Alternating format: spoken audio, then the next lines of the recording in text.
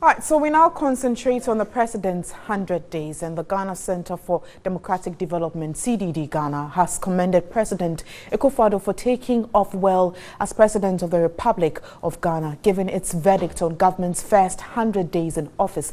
The CDD is, however, disappointed by President Akufo-Addo's decision to appoint 110 ministers and the many stunts of the NPP-affiliated vigilante groups.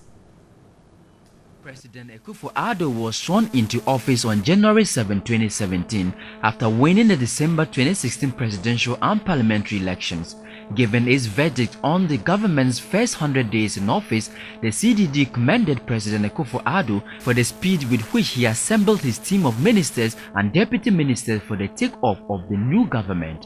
CDD also commended President Akufo-Addo for giving impetus to the fight against corruption by allocating a substantial 1.2 million cedis to the Commission on Human Rights and Administrative Justice (SHRAJ) to implement activities under the National Anti-Corruption Action Plan, the indefinite freeze on the purchase of new vehicles, and terminating the standing policy that allowed government appointees to purchase their official vehicles. These acts, according to CDD Ghana, are important symbolic steps towards promoting good public financial management.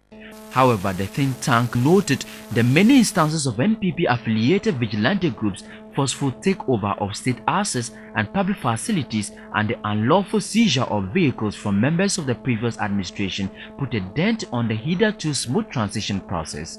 CDD Ghana says it feels badly disappointed by President Akufo-Addo's decision to appoint 110 ministers, as it flies in the face of the president's own declared commitment to protect the public purse, as well as its long-standing good governance advocates campaign for meaningful reduction in the size of government and resultant government spending.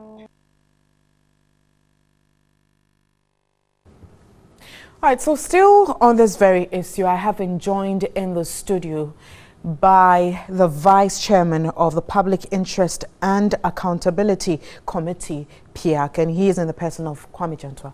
Good afternoon. Good afternoon. And thanks for your time. Thank you. Happy Easter to you. Happy Easter as well. Now, what do you make of developments so far, 100 days in office by the President? Well, if we're going according to the CDD statement they made, it has been a good, smooth transfer of power, thanks to the Transition Act. This time round, we had a law in place that guided it.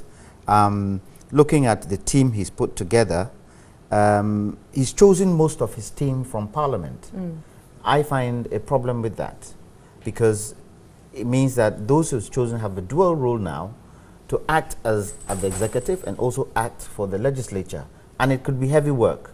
Let's see whether they can do it and do it to the satisfaction of Ghanaians. You wish it would have been another way altogether? You know, if you remember the day that the President was given his acceptance speech in front of his house, he did indicate some sort of all-inclusive government. And I'd have thought that that would have played a part.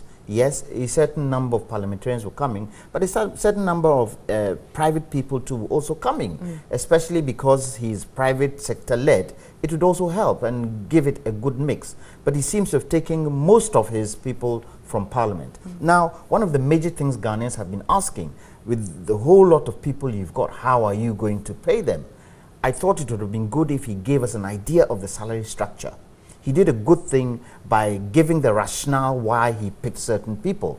But I thought he could have gone further and said, look, we are not going to burden the public purse. This is the salary structure that is going to be in place, and this is how we're going to do it. So you wanted him to come clear with that? Yes, it would have been good. It would have been good for us, because, you know, at the present moment, we can't wait. Ghanaians can't wait.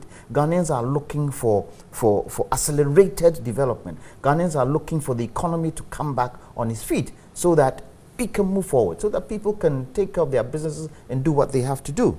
In terms of corruption, he's giving 1.2 million to SHRAJ to implement the activities of the National Anti-Corruption Action Plan. That is good. But do they have the real implements to do what they have to do? Let's see. It's a good start. And I think he should go heavy on corruption, even with his own people.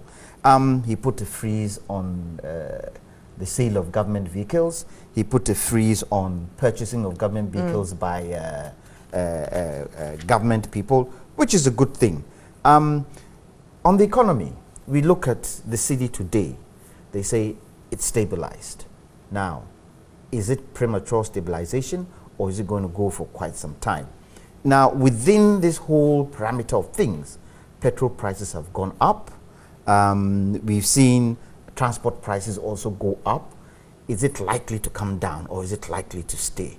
These are some of the things in formats. Now, even looking at the budget and some of the tax cuts they put in, airfares have come down, which is a good thing. So, on the whole, there are ifs and buts, but for 4 months, it's very early days yet to see how things will work out. If I can take you back, you've touched on the ministers. We also have concerns about Galamsey.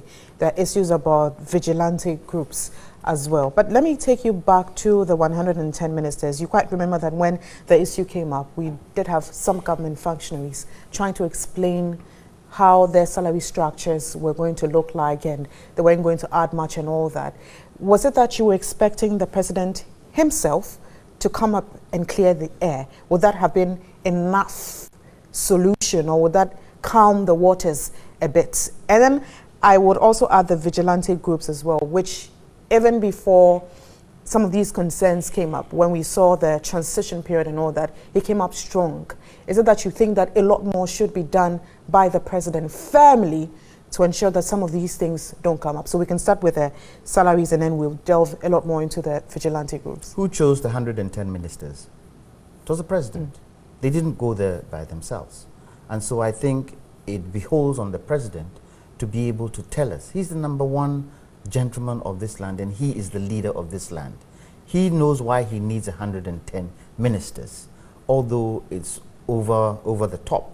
But he knows why. So I think the onus is on him to be able to explain to us the salary structure. I think, you hear people say, oh, why the president? But this person is there. But this is material to his governance. Material to his governance. The people who are there have to be paid. How are you going to do it? Yes, we've heard some ministers say, some parliamentarians say, we're going to take our pay in parliament and there's just a small top up. How many people believe them? My fear is that at this present moment in time, it looks all right. Going into his tenure, going into second, third year, certain things might happen, and we will only find out when they are no more in power. And for me, that is dangerous. The vigilante groups? Well, on the vigilante groups, I hear a lot of the MPP people, including the president, say that it's up to the police to make sure that anybody who breaks the law has to be, should face the law. In the first place, who started these vigilante groups? In the days of all die be die, and in the days when there was this problem with the MPP leadership, did we not hear what the vigilante groups were doing? Who said anything about it? We've heard their own people say that the vigilante groups helped them in terms of preparing for the elections, in terms of guarding the boxes. So if that is the case, you gave birth to the vigilante groups. Why should it behold on the law to make sure they are disbanded? I would have thought that Galamsey and vigilante groups, the executive, the legislature, and the judiciary by now would have sat down for Ghanaians to see that they are taking a comprehensive stand on these things. The vigilante groups, the thing about the vigilante groups is that they have guns.